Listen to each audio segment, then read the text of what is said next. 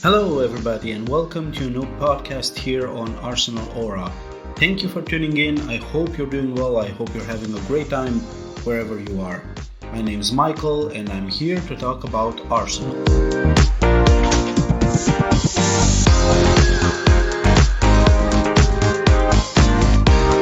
Welcome to another episode of the ArsenalAura Podcast, this time around with Sophie from Gooner Gossip TV. Hello, Sophie, and welcome to the podcast. How are you doing?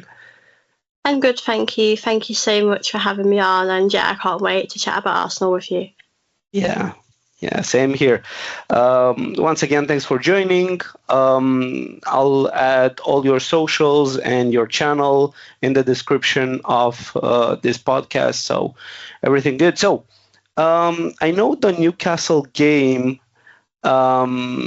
finished, like, it's been a couple of days since the Newcastle game, right? And I know you had post-game reaction. I watched it. It was good, but I wanted to ask you specific, right? So I consider Newcastle to start to be like a bogey team for us, right? Because I think we had losses in the last 3 games against them. So this game was a little bit nerve-wracking. So the first half, the first 45 minutes, it was a little bit, we were a little bit under par, to put it nice, right? Because I think if Isak would have been fit and playing, we would have been a couple of goals down. I mean, I don't remember how many double saves I made, 2 or 3 or something like that. So what did you make of the first half? Yeah, I think like you said, I think it was quite difficult for us, like that it was all Newcastle and they were just making it very difficult for us. I think we did defend quite well, but as you mentioned, if they had Isak, it would have been a different game. I mean, I think there was 1 or 2 chances that you would have thought he would have taken if he had played in that game. But yeah, I think Newcastle, as you mentioned, they are like our bogey team where they've had a really good record against us, especially at their ground. I mean, at the Emirates, it's a little bit better, but I think we have always struggled against Newcastle. And I think that game felt a bit more competitive because I think, it's not been our best season and we just want to finish the season in the best position as we can. So I think it was good. We obviously got the win and, it looks like we will finish second now. So I think it's good that we were able to beat them. And yeah, I think it's always a tough game against Newcastle because they've obviously got a great manager and they've had a good season. And yeah, they do make it quite difficult for us. So I think it did help him not being there, but I think we did the job anyway. Yep. Agree with what you said there, but obviously Declan Rice scored again, very, very well taken goal. Again with a shot from outside the box, which I kind of was an advocate of for at least the second half of this season. But in the same time, I think David Raya deserved the man of the match award because he actually put in an excellent performance. And again, if it wasn't for him, or maybe if Newcastle had Isak available, it would have been a little bit different and not so happy for us. So, what did you make of Saliba's injury? Yeah, I mean, I'm not totally surprised because I think he's played a lot of football this season, and I think, unfortunately, it's this time of the season where I think these players are picking up injuries. We've seen it with Timber as well. He's obviously had surgery. So I think I'm not really surprised. We've had a lot of injuries this season. And yeah, it is a shame really at this moment. I mean, we have 1 more game to go left, Southampton. But I just sort of hope that he can just rest up now. Obviously, I hope he'll be okay this season, and we just have to go again next season. I mean, it's a real shame about these injuries that we've been facing, but we've not really got many important games coming up, so we'll be okay. But for him, it must be quite disappointing because I think Sleep has done quite well this season. I think that I think he has missed Gabriel. I think Gabriel needs, I think those two really complement each other defensively. I think Gabriel's quite a leader, so I do think Saliba's missed him, but I think Saliba's definitely done a good job. But I just hope that he can just, like I said, be ready for next season, and we just have to go again then. Yeah, of course, but it's been like a ton of hamstring injuries. Like, I know we had all those red cards, so obviously the players that when the team has to play with 10 men, it's obviously difficult, right? They need an extra effort to cover for the player who got the red card. And I know we got some injuries, so there's, I think Saliba is like, maybe he played the most minutes, if not his top 2 or 3, the most minutes this season. But it's a little bit worrisome, right? So many hamstring injuries. And of course, we're going to, talk a little bit about next season. But in the same time, besides all the transfers, right, everything that we need to add for this team to push it over the line, I think radiography of the medical stuff or fitness stuff or data analytics people or whoever it is, because there's just too many injuries, right? And too many hamstrings. We had, like, I think how many players got surgeries? So it's Timber, it's Gabriel, is Havertz, Saka, obviously. So there's just too many.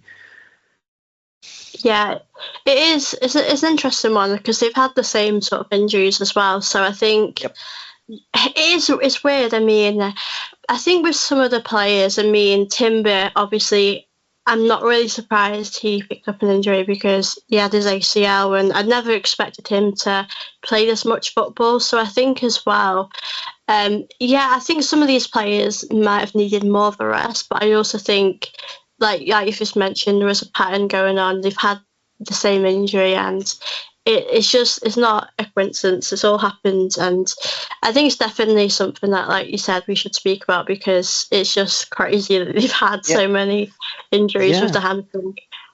Exactly, and like Timber, I was praising Timber for having like a great recovery from the ACL, right? Because ACL, like, it's the most serious injury that you can have. So come in and play so many games at such a consistent level at 20. He's 23, right? I think. So that's that's quite amazing. But I think I'm not sure what's the connection, if there is any connection between the ACL and the ankle injury that he has surgery on. But something, he was played into the ground, and that's because White had the surgery and so on. So it's like a domino effect that it's never ending. Yeah, it is crazy. Like, we've had, like you said, we've had other injuries as well. Ben White being out, it sort of forced Timber to play a lot of football, and Timber's deserved to play every game, really, the games that he's played, because he's definitely up there for player of the season. He's done so well, but I think we've just had so many injuries this season, and like we said, a lot of them have been the hamstring, but we have had the odd one that has been a different type of injury. So I think that has been tough, really, but I think we've done quite well considering. But I just hope next season that these injuries are all good and we don't have to go through all these injuries, because I think if we had next season and we had more hamstring injuries, then I think that would be quite worrying. Yep. And something interesting, I don't know, I haven't checked the sources, but Liverpool, right? There's some information that Mo Salah went to Arne Slot at the beginning of the season, and he told him, he said, listen, if you take the defensive burden on my shoulders, not to stop doing so much tracking back and so on, I will deliver in the attacking third. And he did. He absolutely did. His numbers show that. So I think that, Martinelli and Saka and obviously Odegaard, they're right, the main, and Havertz when he played, right, they're the main people who run themselves into the ground for constant pressing and tracking back and so on. So maybe we'll have a bigger squad, and like players that we can trust in every Yeah. position, we can rotate it a little bit more. Yeah, I think we need to rotate a lot more. I mean, this season, I'm sure I'll speak about it as well, has been a bit of a roller coaster, and I think it's really shown that we do need more options, not just as a striker, but I think, as you mentioned with Trossard and Martinelli, I think, they are good, but we want to see them go forward more and, take more of their chances. But there has been times where we've had to sort of defend hard together as a team, and that is part of the game as well. All of these players won't just want to, all of our attacking players won't just need to score, they need to help the team as well. But I think this summer coming up is going to be interesting. I mean, Trossard and Martinelli, I think they're great players. But yeah, I hope they can just keep on going if they are staying at Arsenal next season as well. Yeah. Now we've 99.99% we've secured 100% we secured Champions League. 99.99% we secured second place, because I think we have to lose at Southampton and City have to win by a +8 difference or something like that to catch us on the goal difference. I think I checked it this morning. So second place and Champions League. However, in the game against Southampton, we'll be playing with the back four of White, Kivior, Calafiori, and Miles Lewis-Kelly, which is interesting. It's, I don't know, unexpected. But I think against Southampton they shouldn't have so much trouble, right? Yeah, I mean, you look into that game and you know Southampton are already going down. I mean, they don't really have much to fight for. And for us, I mean, we obviously want to just, I think for me, I'll be glad when the league is over. It's not been a great season, but I think on paper we should win. And with our players that we have, we should win. But as you mentioned with the back four, it's going to be different. But I do think we should be able to get the job done. It would be nice if we could get a comfortable win for the last game of the season. But yeah, I mean, we should really win on paper, but that doesn't always turn out that way. So yeah, I don't know really. I do hope we win. It'd be nice to end the season with a victory. I hope that does happen anyway. I think we'll just have to rely on the attacking side of Arsenal, because obviously the defense. I mean, we're probably not going to let in a couple of goals, but I do hope we're gonna end the season on a high with a victory there. We talked a bit about next season, and I think that I was looking a little bit and I was like, okay, everybody knows that we need a striker and another wide attacking player, right? And a midfielder, right? So these are 3 players, and a defender, 4 players, and a backup goalkeeper. So we need 5 players, but those 5 players should come in and to make this squad bigger and competitive on all fronts, right? So it's going to be very, very difficult. And, there's been a couple of rumors. Now, I don't know, again, how trustworthy they are, that, Arsenal gave the green light to Arteta and Berta for a 100 million pounds or euro spend. Yeah, I heard and that's, I mean, if you put a striker, whoever it is, whether it's Sesko, whether it's Gyökeres or whoever, and the white player that's above 120-30 million, depending, of course, on who you purchase. So is it something that we should be worried a little bit? Is it maybe someone will be sold? I hope from the bottom of my heart they're not going to do something stupid to sell like Gabriel Magalhaes or something to Saudi Arabia, because it will bring in like 100 million at least, but that wouldn't make sense at all.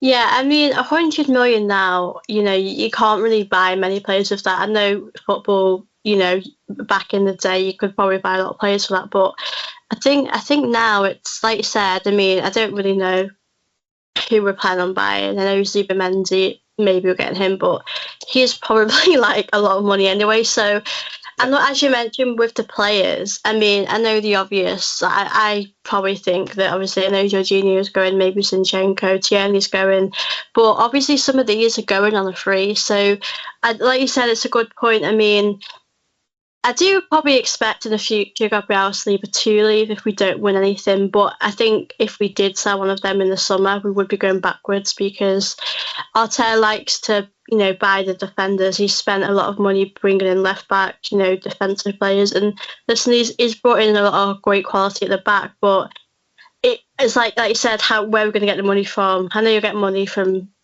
other things like finishing second, but ultimately we don't really want to sell best players, so I don't think 100 million, as you mentioned, is enough for us because I could just name so many. Obviously I do think we need a backup goalkeeper, as you mentioned, a striker, maybe a winger, midfield.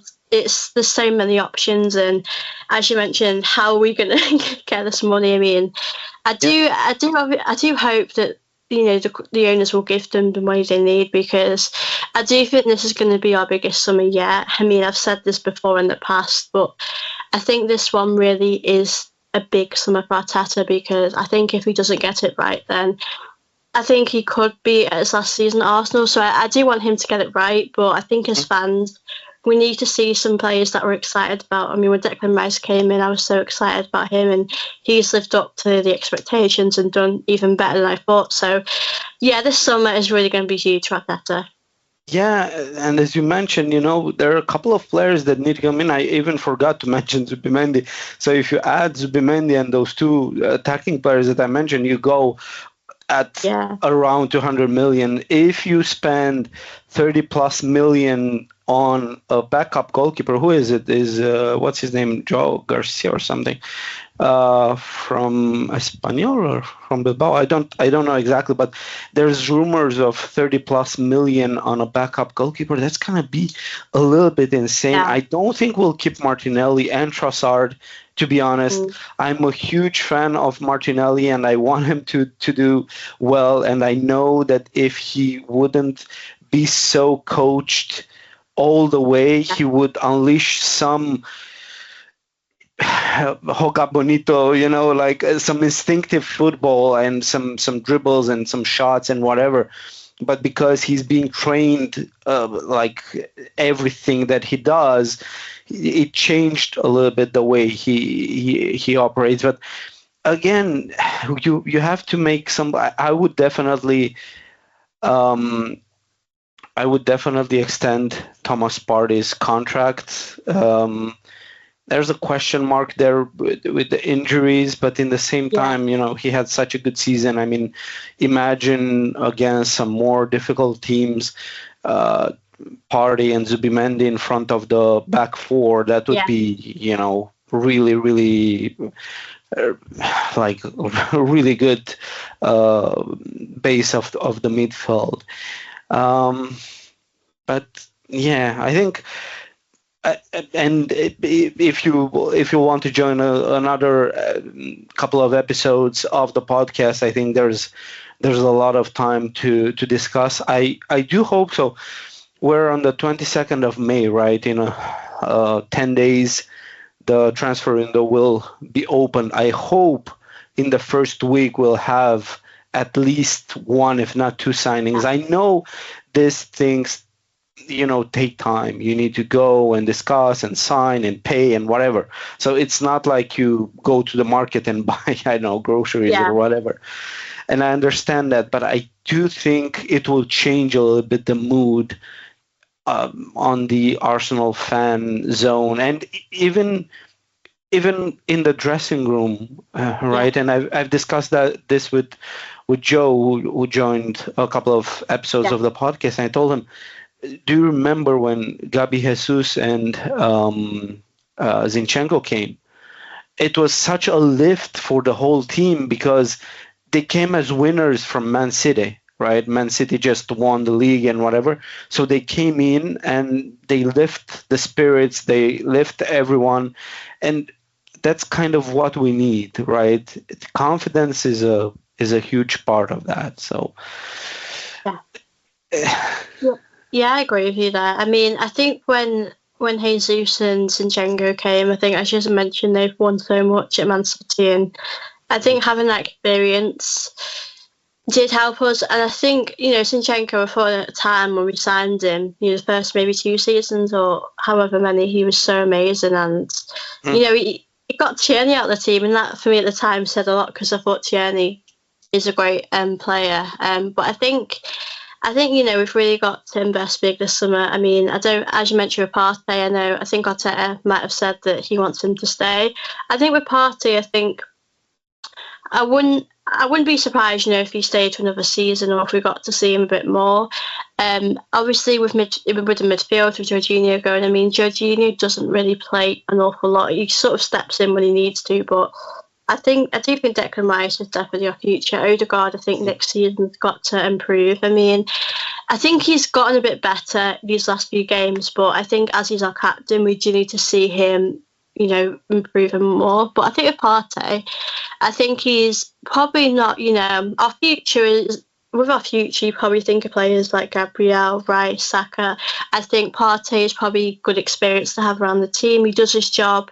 And as you mentioned, his fitness, I think this season he's done really well to stay fit, because I know in recent seasons when we've really needed him, he's just been out for a long period of time. So I think, if Partey can stay next season, or I don't really see him staying for too long because he's been at Arsenal for a little while now, but he does seem quite happy in the football. He's playing with Rice as well. They've got a great connection on the pitch. So, yeah, I wouldn't really be surprised if he stayed, and maybe it's not a bad thing as well, because we'd have to replace him as well as Jorginho. So, yeah, I definitely think our midfield next season is going to be a big improvement as well. Yeah, definitely. And Odegaard, prior to his injury, was playing really good. After he came back and he had to jump straight into the first 11 because we didn't have a replacement for him, he delivered. I remember in the Chelsea game, I think he came back, and there were a couple of other games afterwards. He delivered a lot of numbers, like key passes, big chances created, and so on. He was top of the chart.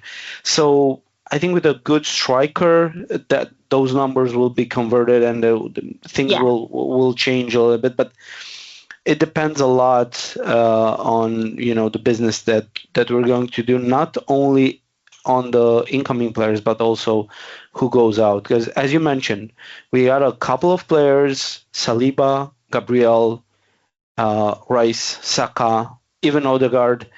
They're the core, right? They're the spine of this team. So you have to keep them, and obviously you need to deliver next year. Otherwise, I don't know what their players are going to, because they're not getting any younger. I mean, Rice is, I think, 26, right? Already. Yeah. So, he's going to be 27. He wants to win something.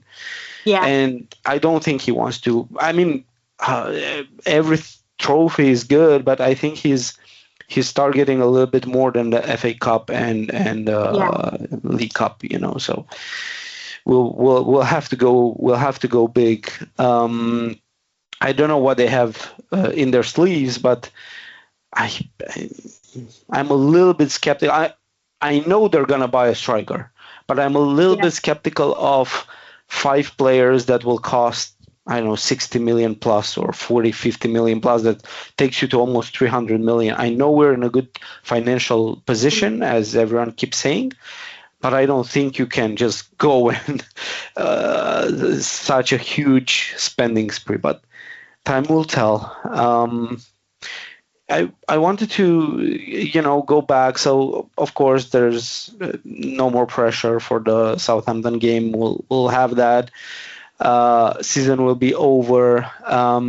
We do have a Champions League final to watch and support, and hope it's going to win. Like, there's been a couple of recent results for the Arsenal women team that weren't so great, right? They kind of shipped in a lot of goals, and they were a little bit, I don't know, maybe hangover from the Champions League win against Lyon. What do you make of that game, Sophie?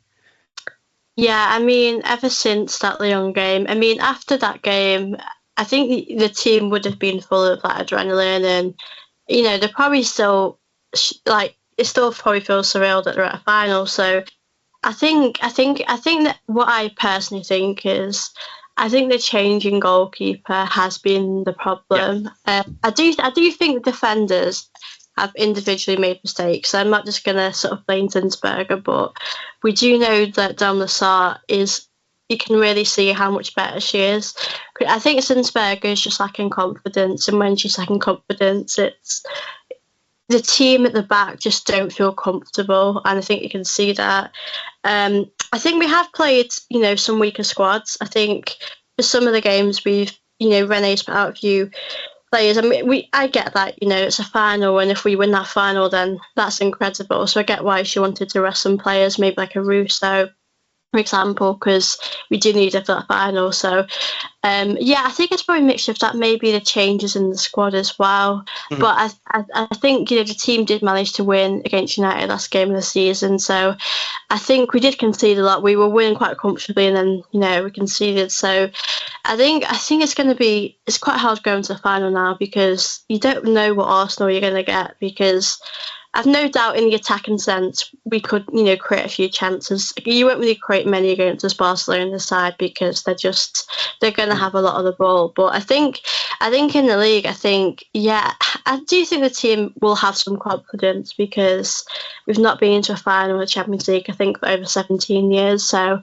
I think they'll definitely be up for the occasion. But I think, as you mentioned with the league, I think we lost about 2 or 3 games, and the way we lost it, the amount of goals we conceded, it was a bit surprising to those that watch Arsenal women regularly as well, or don't watch them as much. But I think it probably came at a surprise, because we had some great comebacks against Madrid, against Lyon. So yeah, it was a bit surprising. I personally felt, even though I've watched the Arsenal women team for a long time. So yeah, I'm just happy that we're at the final, and yep.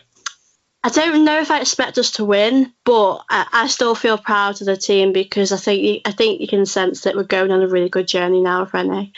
I think it's going to be a great day. You have 90 minutes where you have to leave 90 minutes of regular time, but to leave absolutely everything on that pitch. You have the opportunity to get some silverware in, and not any type of silverware. Right? It's the Champions League. So hopefully, they can get motivated and confident enough.